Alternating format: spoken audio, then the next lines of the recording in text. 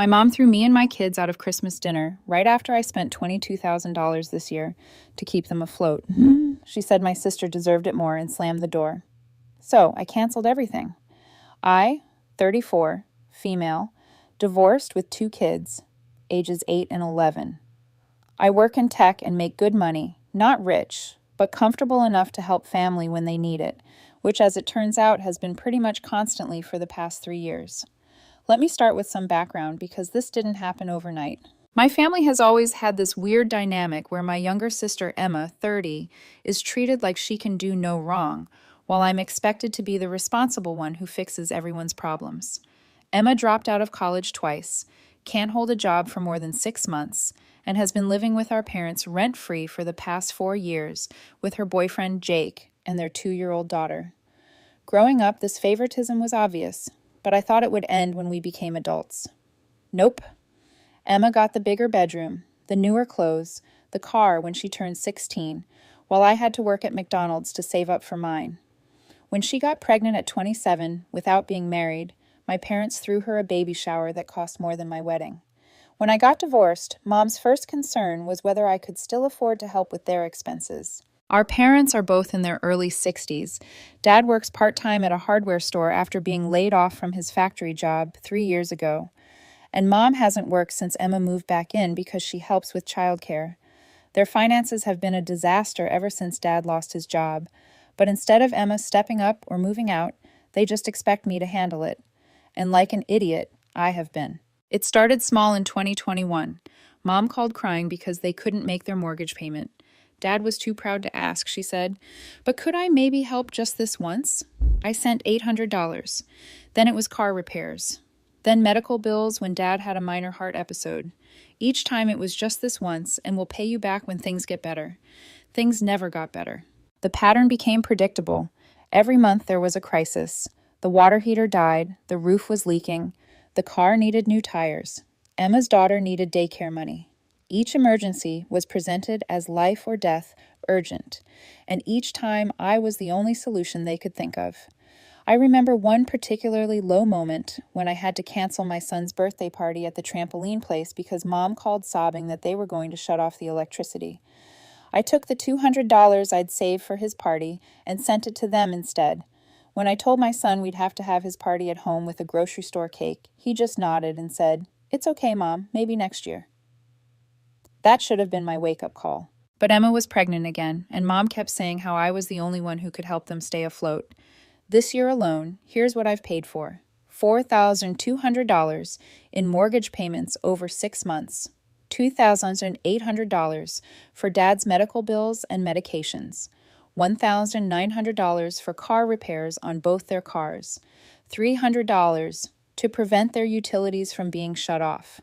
$2,200 for home repairs after their basement flooded, $1,800 on groceries and miscellaneous expenses, $6,000 for Emma's car when hers finally died completely. That's $22,000. $22,000 that I scraped together by working overtime, picking up freelance projects, and basically having no social life. My own kids haven't had a real vacation in 2 years because every extra dollar goes to keeping my parents' house from falling apart around Emma's family. The most infuriating part? Emma acts like she's entitled to it. Not once has she thanked me directly. When I paid for her car, she complained to Mom that I got her a basic Honda instead of something nicer. She actually said, if Julia can afford to help, why can't she help properly? When I covered their mortgage so they wouldn't lose the house, she posted on Facebook about how family comes through when it matters, without mentioning that I was the family coming through. Meanwhile, Jake works maybe 20 hours a week at a gas station and spends the rest of his time playing video games in my parents' basement. Emma hasn't worked since she moved back in, claiming she needs to focus on being a mom, as if single working mothers don't exist everywhere. The breaking point conversation started months ago. I began mentioning to Mom that I was struggling to keep up with all the financial help they needed. I wasn't saying no, just explaining that I couldn't pull money out of thin air. Maybe Emma could get a part-time job, I suggested once. Even 15 hours a week would help with expenses. Mom's response? Emma is dealing with postpartum depression. She can't handle the stress of working right now. Emma's postpartum depression seemed very selective. She had energy to go shopping with friends, post constantly on social media, and plan elaborate birthday parties for her daughter. But working, that was too stressful. I tried talking to Dad about it, thinking he might be more practical. Dad, I can't keep covering major expenses every month. My own kids need things too. His response, well, Emma's kids are younger. They need more help right now. As if my 8 and 11-year-old didn't need things like clothes that fit, school supplies, or the occasional fun activity. But the absolute last straw was Christmas dinner. I'd been looking forward to it for weeks. My kids were excited to see their grandparents and cousin. I brought a $200 ham, made 3 side dishes from scratch, and spent $150 on gifts for everyone. I even bought Emma's daughter a $60 toy kitchen she'd been wanting. Because despite everything, I love my niece, and it's not her fault her mother is entitled. We got there around 2 p.m., and everything seemed normal at first.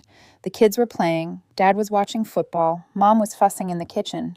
But I noticed Emma seemed particularly smug about something, and Jake kept giving me these weird looks, like he knew something I didn't. I should have known something was up when Emma made a point of showing me her nails. She'd gotten an expensive gel manicure that morning. Early Christmas present from Mom, she said with a satisfied smile. Meanwhile, I'd been doing my own nails with $3 drugstore polish because I couldn't justify spending money on luxuries. About an hour in, Emma corners me in the kitchen while I'm helping Mom with the rolls.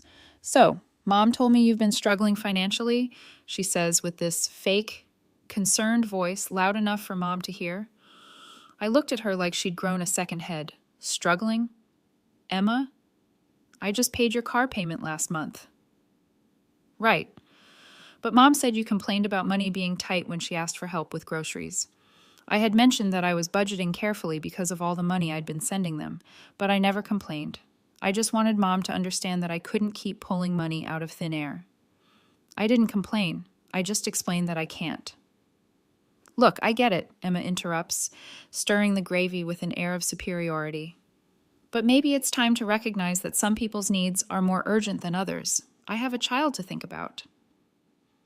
Emma, I have 2 children, and I've given you guys $22,000 this year. She actually rolled her eyes. It's not like you can't afford it. You make like twice what Jake makes. She paused, then added with a smirk. Besides, you chose to have kids after your divorce. I didn't plan for this. Hey, that comment hit me like a slap. Emma got pregnant accidentally, sure, but she'd been living rent-free with our parents for years before that. Her lack of planning wasn't my responsibility. Mom cleared her throat uncomfortably. Girls, let's not argue on Christmas. Before I could respond, Mom called everyone to dinner. I was seething, but tried to keep it together for the kids' sake. We all sat down, said Grace, and started eating. The ham was perfect. The sides were delicious, and the kids were happy. For about 20 minutes, I actually managed to enjoy Christmas dinner. Everything was fine until Mom started talking about New Year's plans. Emma and Jake found this beautiful cabin rental up north, Mom says, her eyes lighting up. It'll be such a nice family getaway. Right on the lake with a hot tub and everything. That sounds expensive, I said, trying to keep my voice neutral while cutting my daughter's ham. Oh, it is, Emma says brightly. But Mom and Dad are helping us out with it. They figured we deserve a real vacation after the year we've had. I put my fork down carefully. They're paying for your vacation. We're all pitching in, Dad says quickly, not meeting my eyes. It's going to be a family trip. My stomach dropped. All of us? I asked. Am I invited? The silence was deafening. Emma and Mom exchanged a look, and Jake suddenly became very interested in his mashed potatoes. My kids looked up from their plates, sensing the tension. Well, Mom says slowly, the cabin only sleeps 6. With Emma's family and us, it's already full. I felt like I'd been punched in the gut. So you're paying for a family vacation that doesn't include half the family? It's not like that, Emma says, waving her hand dismissively. You can afford your own vacations. We can't. Besides, you're always so busy with work. You probably wouldn't have fun anyway. That's when something inside me snapped. I can afford my own vacations because I don't spend all my money bailing out my parents and buying my sister new cars. Don't be dramatic, Mom says, her face flushing. We appreciate your help, but what? But Emma deserves a vacation more than my kids deserve to see their grandparents. But Emma deserves a cabin rental more than my kids deserve new shoes that aren't from Walmart. My daughter looked at me with confusion. She didn't know that I'd been shopping at Walmart for their clothes while sending hundreds of dollars a month to keep Emma in Target outfits. That's enough, Dad says sternly, pointing his fork at me. This is Christmas dinner. You're being inappropriate. You're right. It is Christmas dinner. The Christmas dinner I brought the ham for, made 3 dishes for, and bought gifts for everyone while you guys plan vacations I'm not invited to with money. I helped you save by paying your mortgage. Emma throws her napkin down dramatically. God, you're so selfish. Not everything is about you. Can't you just be happy for me for once? Selfish? I've given you people $22,000 this year. Nobody asked you to, Emma shouts, standing up from the table. Actually, you did. You all did. Every single month for 3 years. Emma needs daycare money. Emma needs a car. Emma needs groceries. Emma needs. Mom stands up, her face red with anger and embarrassment. I think you need to calm down. You're ruining Christmas for everyone. She was right about that. Emma's daughter was crying, and my kids looked terrified, but I was too far gone to stop. I'm ruining Christmas? I'm not the one planning family vacations that exclude half the family while living rent-free in someone else's house. That's it, Mom explodes. You're being cruel and jealous. Emma has been through enough this year without you attacking her on Christmas. Emma has been through enough? What has Emma been through except sitting in your house rent-free while I pay all her bills? What exactly has been so hard about her life? Emma started crying louder. You don't understand what it's like being a single mom. I am a single mom. I'm a single mom who works full-time and still manages to support half this family. That's when Mom completely lost it.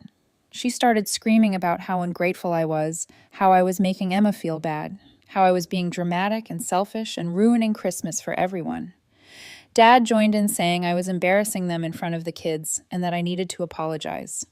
Through it all, Emma sat there with this satisfied smirk like she was enjoying the show. My son tugged on my sleeve. Mom, can we go home now? His voice was small and scared. That broke my heart more than anything. Finally, Mom points toward the door, her fingers shaking with rage. If you're going to act like this, maybe you should leave. Emma has been through enough this year without you attacking her on Christmas. She deserves better than this jealousy. Get out, Mom says, her voice ice cold. Just get out. I looked around the table one more time. Dad was nodding in agreement. Emma was crying crocodile tears while comforting her daughter. Jake was still avoiding eye contact. My kids were gathering their coats, ready to flee. You're really choosing her over your own grandchildren on Christmas. We're choosing the person who isn't throwing a tantrum at the dinner table, Mom snapped. She actually walked over and opened the front door for us, stood there holding it open while my kids and I gathered our coats and presents. The cold December air rushed in, making everyone shiver. I hope you're happy now, Emma called out as we were leaving. You ruined Christmas for everyone. Mom slammed the door behind us so hard it rattled the windows. I stood on their front porch for a moment, holding my kids' hands while they cried, listening to the muffled voices inside continue the conversation without us. Through the window, I could see Mom comforting Emma while Dad cleared our plates from the table like we'd never been there. I loaded the kids in the car and drove around for 20 minutes while they cried in the back seat, asking why Grandma was so mean and if we were ever going to see them again. Finally, I pulled into a McDonald's parking lot and made a decision. I opened my banking app and canceled every single automatic payment to my parents. The mortgage payment scheduled for January 2nd, canceled. Dad's recurring medical payment, canceled. The $300 monthly grocery allowance I'd been sending, gone. The emergency fund I'd set up for them, closed.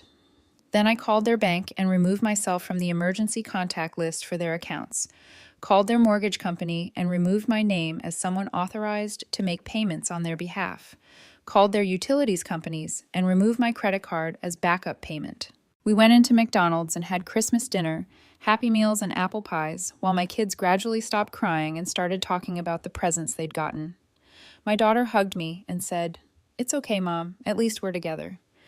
That almost made me start crying again. My phone started ringing 45 minutes later. First, it was Dad. Honey, your mom is upset. She didn't mean what she said. You know how she gets when Emma cries. I told him to call me back when they were ready to apologize to my children for ruining their Christmas and throwing them out of their grandparents' house. Then Mom called. You're overreacting. Come back and we'll talk about this. Emma feels terrible. I told her I was done talking, I was done paying, and I was done pretending Emma's needs were more important than my children's dignity.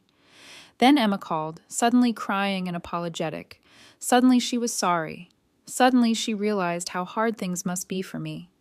Suddenly she wanted to make things right. I didn't mean for this to happen, she sobbed into the phone. I just wanted everyone to get along.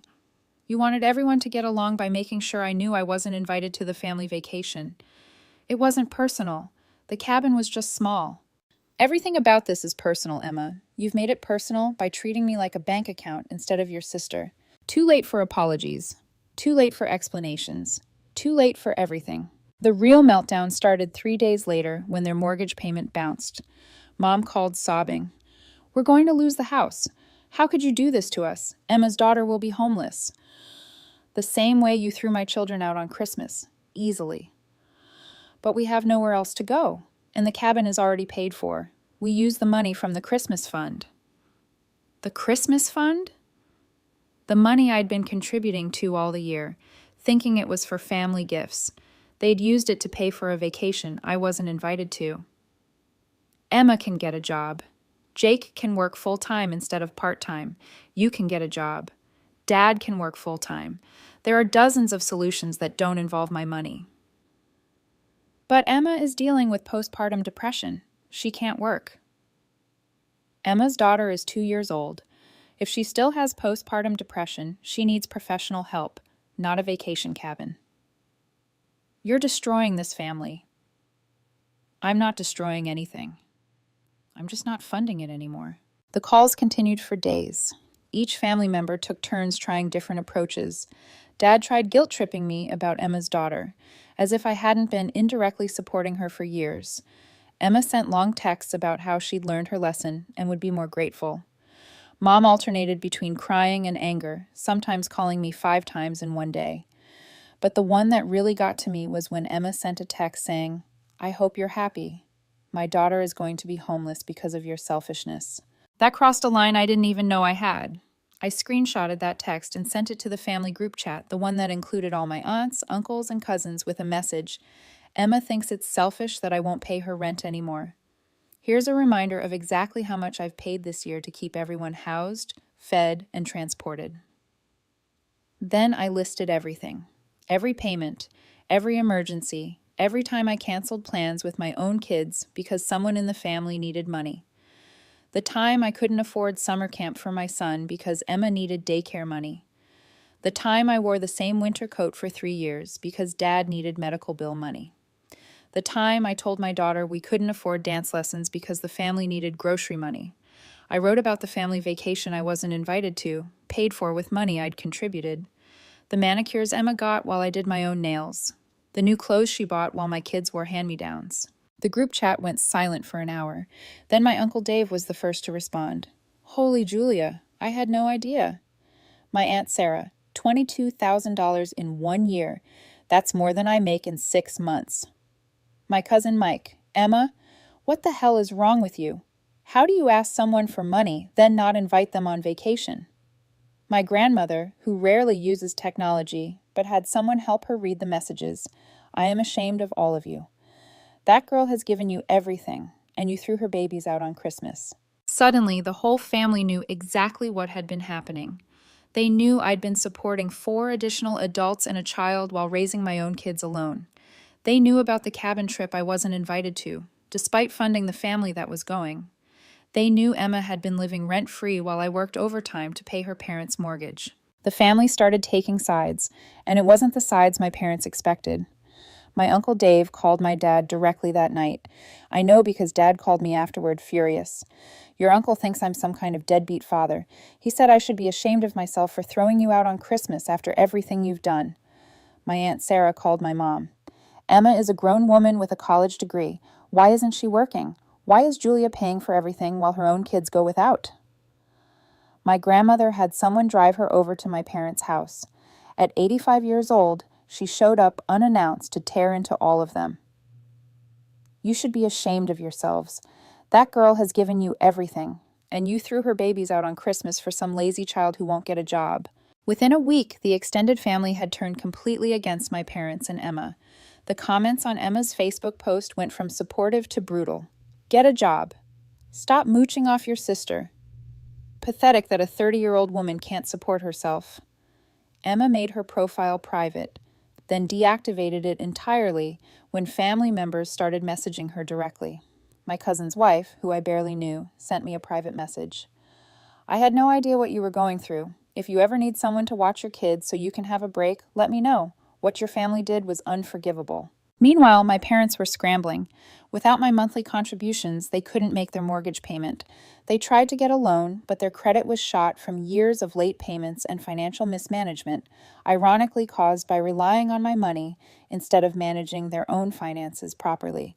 They tried to get Emma and Jake to contribute, but they only made about $1,800 a month combined from their part-time jobs. Emma had never learned to budget because someone else was always covering the big expenses. Dad finally went back to full-time work at 62, taking a physically demanding job at a warehouse because it paid better than the hardware store. Mom got a job at a grocery store, her first job in 5 years. Emma finally got a full-time job at a call center, and Jake started working construction. But it was too little, too late. They lost the house in March. Emma, Jake, and their daughter moved in with Jake's parents, who live in a tiny 2-bedroom apartment and were not happy about the arrangement. Jake's mother called me furious. Your sister thinks she can just move in here with her drama and her kid. She's never paid rent in her life. My parents moved into a small rental house across town that costs more per month than their mortgage used to.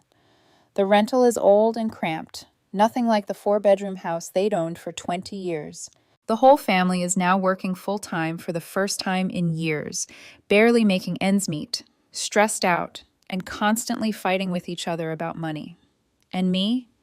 I took my kids to Disney World over spring break with the money I would have spent on their mortgage. We stayed at a nice hotel, ate at sit-down restaurants, and bought the silly, overpriced souvenirs without me panicking about the cost. My daughter cried happy tears when she met Elsa. My son rode Space Mountain 6 times in a row because we had the fast passes I could finally afford. We made memories instead of just paying other people's bills. We're going on a real vacation this summer, a week at a lake house with my college friends and their families. My kids will get to play with other kids. I'll get to relax with other adults, and nobody will ask me for money. My kids have new clothes that aren't from Walmart. My daughter is taking piano lessons and is amazingly talented. My son joined a traveling soccer team and scored 3 goals in his first game. I'm actually saving money for their college funds instead of supporting 4 grown adults who could work but chose not to. The guilt trips continue, but they're getting weaker. Hard to argue that I'm selfish when everyone can see that my parents and Emma are all working now and managing to survive just fine. Turns out they didn't actually need my money. They were just comfortable taking it. I get updates through family members, and honestly, the updates make me feel vindicated rather than guilty. Emma and Jake hate living with his parents. His mother makes Emma clean the bathroom and do dishes, chores she never had to do at my parents' house because Mom did everything. They're desperately trying to save money to move out, but keep spending money on unnecessary things like DoorDash and new clothes because they never learned to budget properly. My parents' rental house is small and outdated, but they're keeping up with payments now that they're both working full-time. Dad complains about his back constantly, but he's managing. Mom actually seems happier working. She's making friends with her coworkers and has something to do besides enable Emma. Dad's back problems flared up from the warehouse job, but instead of calling me for medical bill money, he actually went through his insurance properly and found out most of it was covered. Amazing what happens when you actually try to solve problems instead of just asking someone else to pay for them. Mom keeps asking family members to talk sense into me, but nobody will do it anymore. Even my grandmother told her, "You made your bed when you threw those children out on Christmas. Now lie in it." My Uncle Dave has become one of my biggest supporters. He calls me every few weeks to check in and always tells me how proud he is that I finally stood up for myself. "I wish I'd known what was happening sooner," he says. "I would have talked sense into them years ago." Emma tried a different approach last month. She sent me a long handwritten letter about how she's grown as a person and learned to appreciate family more. She's been going to therapy through her work insurance. Look at that. And realizes she took me for granted. She wants to rebuild our relationship and start fresh. The letter was actually well written and seemed genuine. She talked about how she now understands how hard it must have been for me to work full-time and still help everyone else. She acknowledged that she'd been selfish and entitled. She even apologized for the Christmas dinner incident specifically. I was almost moved by it. Almost. Then I read the last paragraph. I know I don't have the right to ask for anything after how I've treated you, but Jake's parents are threatening to kick us out if we can't come up with first month's rent and a deposit for a new place. It's $20,400 total. I wouldn't ask, but I don't have anyone else to turn to, and I can't let my daughter be homeless. I'll pay you back once we're settled, I promise. I threw the letter away without finishing it. 3 weeks ago, I got a call from Mom that perfectly illustrated how little they've actually learned. Emma and Jake had broken up. Apparently, the stress of living with his parents and both of them working full-time for the first time in years had destroyed their relationship. Emma had moved back in with our parents with her daughter, and their small rental house was overcrowded and chaotic. Dad's warehouse job was killing his back, and Mom was having trouble keeping up with her grocery store shifts because she was watching Emma's daughter again during the day. Emma was working at the call center during the day and couldn't afford daycare. We need help, Mom said, her voice tired and defeated. Just temporary. Just until Emma gets back on her feet and finds someone to watch her daughter. How many times have I heard just temporary over the past 3 years? This is different. We've learned our lesson. Emma is working now. She's trying. Has she? Because it sounds like Emma is right back where she started, living with you and needing support while expecting other people to solve her problems. She's going through a divorce. She needs family support, and her daughter needs stability. She had family support, $22,000 worth. You threw that support away when you chose a vacation over your grandchildren's Christmas. Mom started crying. I was wrong. We were all wrong. But please think about Emma's daughter. She doesn't deserve this. She's just an innocent little girl. That almost got me. Almost. But then I remembered my own kids' faces when they got thrown out on Christmas, and I steeled myself. Emma's daughter deserves a mother who works to support her, not a mother who expects other people to pay for everything. Emma's daughter deserves stability, which means Emma needs to grow up and create that stability herself, not keep moving back in with her parents every time life gets hard. So that's it? You're just going to let us lose everything? You already lost everything, Mom. You lost it when you decided Emma's comfort was more important than my children's dignity. The house was just stuff. This family was what mattered, and you threw it away for a vacation rental. I hung up, and I haven't answered their calls since. But the story doesn't end there, because life kept happening. 2 weeks after that call, I got a message from Jake's mother. Emma had been fired from her call center job for missing too many days. Apparently, she'd been calling in sick whenever her daughter was fussy or she was tired from staying up late on her phone. Without income, Emma couldn't contribute to my parents' rent, and they were struggling again. But this time, there was no one to call for help. The extended family had made it clear they weren't going to enable Emma's behavior, and I had completely cut off financial support. My parents both picked up extra shifts. Mom started working 6 days a week at the grocery store. Dad took on overtime at the warehouse despite his back problems. Emma finally found another job, at a fast food place this time, because her call center experience wasn't enough to get her hired anywhere better. After being fired, the 3 adults and a 2-year-old living in a small 2-bedroom rental house was chaotic and stressful. My parents were exhausted from working so much and taking care of a toddler. Emma was angry about having to work a job she considered beneath her. Everyone was on edge constantly. Meanwhile, my kids and I were thriving. My daughter's piano teacher says she has real talent and wants her to participate in a recital next month. My son's soccer team made it to the regional championships. I got a promotion at work, partly because I was able to put in extra hours without worrying about family emergencies anymore. I started dating someone, a wonderful guy I met through my son's soccer team. He's a single dad too, and when I told him about my family situation, he was amazed. You supported all those people while raising 2 kids alone? How did you even manage that? When I explained the favoritism dynamic and how it all ended, he shook his head. My parents would never choose between their kids like that, and throwing your kids out on Christmas? What kind of grandparents do that? He's right. What kind of grandparents choose their adult daughter's comfort over their grandchildren's feelings? What kind of parents throw children out of their house on Christmas because their mother dared to question being excluded from a family vacation? My kids ask about their grandparents sometimes, especially my daughter. She's more empathetic and forgiving than I am. I tell her the truth in age-appropriate terms. Grandma and Grandpa made some choices that hurt our feelings, and until they can apologize and show they've changed, we need some space. It breaks my heart, but I refuse to teach my children that you should accept being treated badly by people who are supposed to love you. I refuse to teach them that some people's needs matter more than others based on favoritism rather than actual circumstances. Last week, my daughter asked if we could send Grandma a birthday card. I told her we could make one, but we'd keep it for now and maybe send it later when things get better. She drew a picture of our family with a rainbow over it and wrote, "I hope everyone can be happy again someday." I hope so too, sweetheart. But happiness built on one person sacrificing everything for everyone else's comfort isn't real happiness. It's just a pretty lie that falls apart the moment the sacrificing person says no. The rest of the family has rallied around me and my kids in ways that make me realize what healthy family relationships actually look like. We spent Easter with my Uncle Dave's family, and it was wonderful.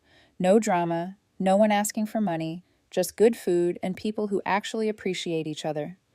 His wife made sure my kids had Easter baskets, and their kids included mine in all the games without any prompting. My cousin Mike's kids are the same ages as mine, and they're already planning summer activities together. They've invited us to their family camping trip in August. My Aunt Sarah invited us to her beach house in July. My grandmother sends my kids cards and small gifts just because, and tells everyone who will listen how proud she is of me for standing up for myself. This is what family is supposed to feel like: reciprocal, respectful, based on love rather than obligation or exploitation. The most telling moment came last month when my son needed emergency dental work after a skateboard accident. It was going to cost $800 out of pocket after insurance, and for the first time in years, I didn't panic about the expense. I had the money in my emergency fund, the fund that used to go to my parents' emergencies instead of my own family's. When I mentioned this to my Uncle Dave, he said something that really stuck with me. That's what that money was supposed to be for all along: your kids' emergencies, not everyone else's convenience. He's right. That $22,000 should have gone toward my children's needs, their activities, their emergency fund, their future. Instead, it went to fund my parents' inability to say no to Emma and Emma's refusal to grow up and take care of herself. I don't know if my parents and Emma will ever truly understand what they lost. I don't know if they'll ever be willing to do the work necessary to rebuild trust. But I know I'm not going to sacrifice my children's well-being or my own financial security waiting for them to figure it out. For the first time in 3 years, I'm planning for my future instead of funding other people's present. My kids are thriving, I'm saving money, and I'm actually building a life instead of just managing everyone else's crisis. The most recent update came through my grandmother last week. Emma lost her fast food job for attendance issues and is back to being unemployed. My parents are talking about moving to an even smaller place because they can't afford the rental without Emma's contribution to expenses. But instead of calling me, they're actually problem solving. Dad is looking into disability benefits for his back problems. Mom is considering getting a second part-time job. Emma is supposedly looking for work, though given her track record, I'm not holding my breath. The fact that they're not calling me for rescue money shows that they can figure things out when they have to. They just chose not to for years because it was easier to call me. This Christmas, we're going to my Uncle Dave's house. All the kids are excited. My Aunt Sarah is making her famous cookies, and my grandmother is bringing her legendary Christmas morning casserole. My new boyfriend is invited too, and my kids are excited to introduce him to the family that actually matters. It's going to be smaller than the Christmases I grew up with, but it's going to be filled with people who actually want us there. People who appreciate what we bring to the table instead of taking it for granted. People who would never throw children out on Christmas for any reason. My daughter asked me yesterday if I think Grandma and Grandpa are sad at Christmas without us. I told her honestly that I don't know, but that people who make hurtful choices have to live with the consequences of those choices. Maybe they'll learn to make better choices, she said hopefully. Maybe they will, sweetheart. But until then, we're going to focus on the family that already knows how to make good choices.